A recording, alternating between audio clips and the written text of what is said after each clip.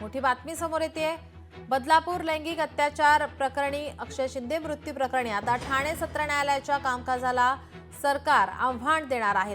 दंडाधिकारी अहवालामध्ये आरोपी अक्षय शिंदे यांच्या मृत्यूस 5 पोलीस जबाबदार आहेत। याचिकेत सुधारणेस हायकोर्टाकडून आता परवानगी। बदलापूर लैंगिक अत्याचार प्रकरणातील आरोपीच्या मृत्यूबाबत ठाणे सत्र न्यायालयातील संपूर्ण कामकाजाला आव्हान देण्याची इच्छा राज्य सरकारने बुधवारी मुंबई उच्च न्यायालयापुढे व्यक्त केली।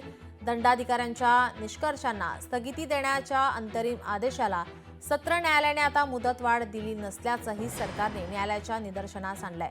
दंडाधिकारी अहवालात आरोपी अक्षय शिंदे यांच्या मृत्यूस 5 पोलिसांना जबाबदार धरण्यात आलंय। सरकारने दंडाधिकाऱ्यांच्या निष्कर्षांना स्थगिती देण्याच्या सत्र न्यायालयाच्या निर्णयाविरोधात या उच्च न्यायालयात याचिका दाखल केली होती।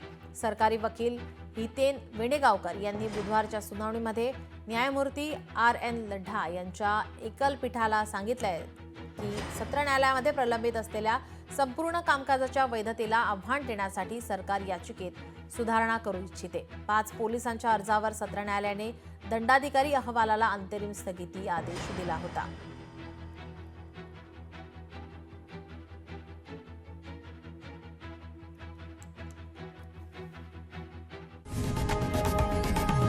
लोकशाही मराठी ऐका, पहा, जागरूक रहा।